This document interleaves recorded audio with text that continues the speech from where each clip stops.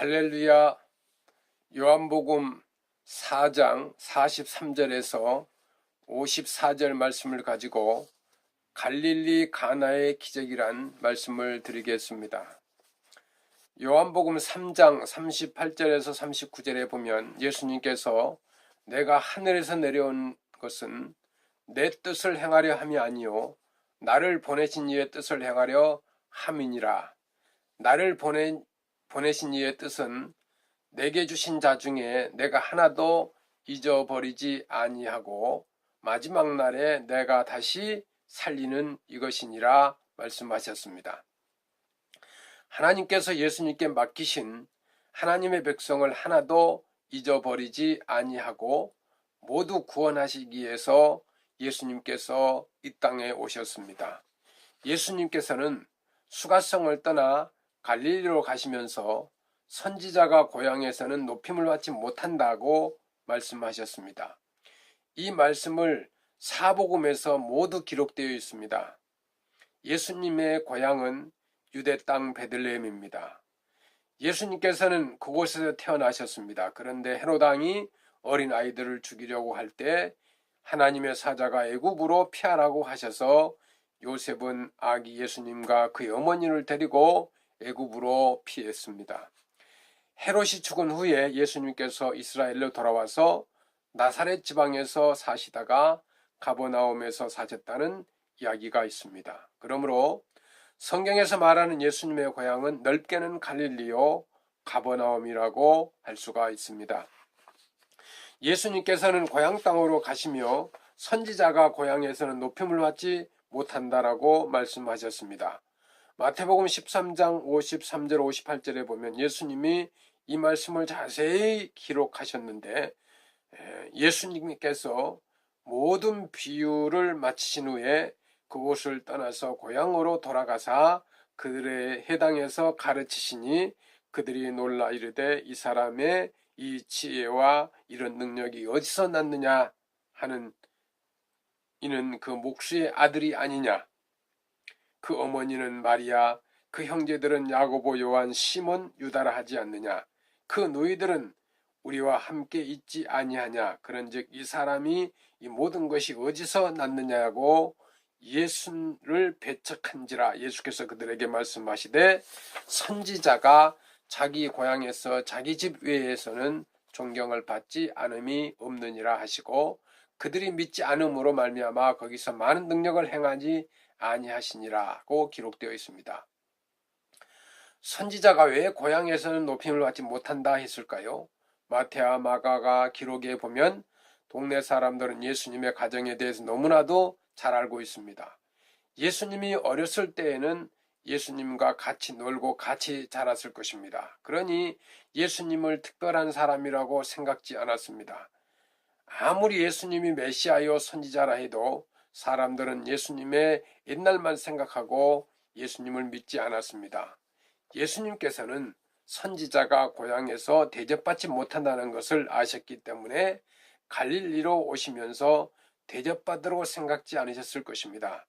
그런데 본문에 보면 예수님을 영접한 사람이 있습니다.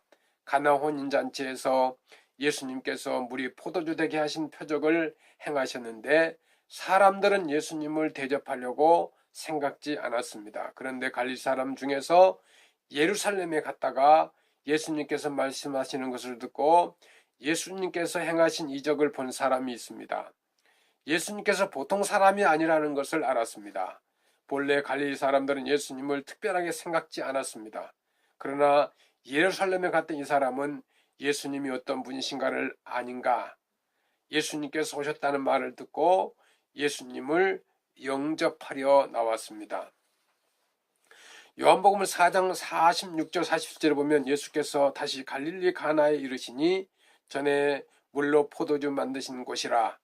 왕의 신하가 있어 그의 아들이 가버나움에서 병들었더니 그가 예수에게 유대로부터 갈릴리로 오셨다는 것을 듣고 거기 청하되 내려오셔서 내 아들의 병을 고쳐주소서 하니 그가 거의 죽게 되었음이라고 기록되어 있습니다. 왕의 신하가 예수님을 찾아가서 가버나움에 있는 자기 아들이 병들어 죽어가고 있으니 가버나움에 와서 아들을 고쳐달라고 부탁을 했습니다. 그 당시 왕의 신하라고 하면 높은 귀족 중에 한 사람이었을 것입니다. 그런데 이 사람은 자기 체면이나 이신을 생각지 않았습니다. 그는 30쯤 되는 가난한 청년이요 목수에게 찾아와서 공개적으로 간청했습니다. 갈릴리는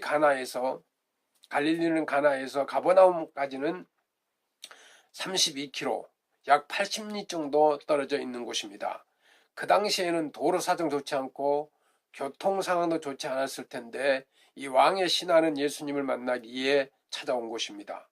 여기서 우리는 왕의 신하의 믿음이 대단했고 아들을 향한 사랑이 대단했음을 알 수 있습니다. 요한복음 4장 48절에 보면 예수님께서는 너희는 표적과 기사를 보지 못하면 도무지 믿지 아니하리라고 말씀하셨습니다. 마태복음 24장 24절에 보면 예수님께서는 거짓 선지자들, 거짓 그리스도인들과 거짓 선지자들이 일어나 큰 표적과 기사를 보여 할 수만 있으면 택하신 자들을 미혹하리라고 말씀하셨습니다.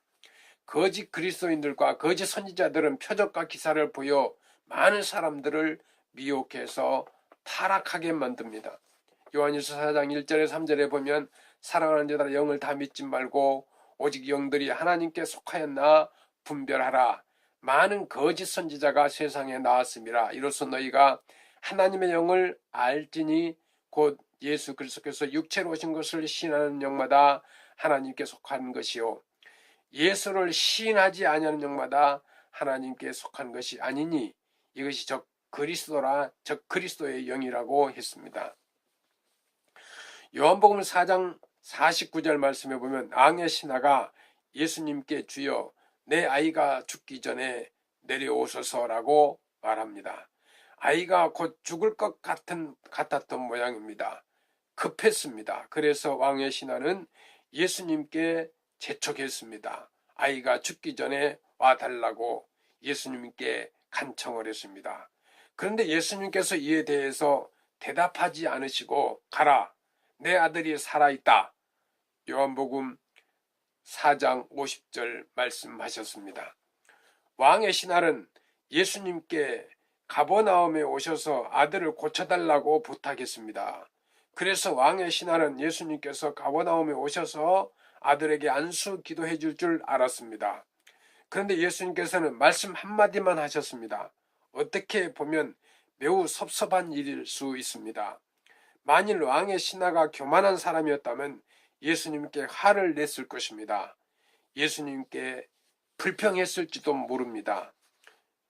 본문 요한복음 4장 50절에 보면 예수께서 이르시되 가라 내 아들이 살아있다 하시니 그 사람이 예수께서 하신 말씀을 믿고 가더니라고 기록되어 있습니다. 왕의 신하는 예수님의 말씀을 믿고 갔습니다. 이것이 중요합니다. 왕의 신하는 예수님의 말씀을 그대로 믿고 순종했습니다. 가는 길에 종들이 와서 아이가 살아있다는 소식을 전해 주었습니다. 아이가 낫기 시작한 때를 물어보니 예수님께서 내 아이가 살아있다라고 말씀하신 그때 그 아이가 살았다는 것을 알았습니다. 주님의 말씀을 믿고 순종하면 복을 받습니다. 주님의 말씀을 믿고 순종하면 기적이 일어납니다. 마태복음 18장 19절 말씀에 예수님께서는 진실로 다시 너에게 이르노니 너희 중에 두 사람이 땅에서 합심하여 무엇이든지 구하면 하늘에 계신 내 아버지께서 그들을 위하여 이루게 하시리라고 말씀하셨습니다. 두 사람이라도 합심해서 무엇이든지 구하라고 예수님께서 말씀하셨습니다. 이 말씀을 그대로 믿으시기를 바랍니다. 말씀대로 순종하시기를 바랍니다. 마태복음 17장 20절 말씀에 예수님께서 너희 믿음이 작은 까닭이니라 진실로 너에게 이르니 만일 너에게 믿음이 겨자씨 안 할 만큼만 있어도 이 산을 명하여 여기서 저기로 옮길지라 하면 옮겨질 것이요 또 너희가 못할 것이 없으리라고 말씀하셨습니다. 예수님의 말씀을 그대로 아멘으로 믿으시면 기적이 일어납니다. 큰 일이든 작은 일이든 무슨 일이든지 겨자씨만한 믿음이 있어서 두 사람이라도 합심하여 기도하면 산을 바다로 옮길 수 있고 하지 못할 일이 없습니다. 주님 말씀을 그대로 믿고 순종한 사람은 성령을 받았습니다. 주님의 말씀을 그대로 믿고 순종함으로 기적을 체험하는 백석교회 성도 여러분이 되시기를 주의 이름으로 축원합니다. 감사합니다.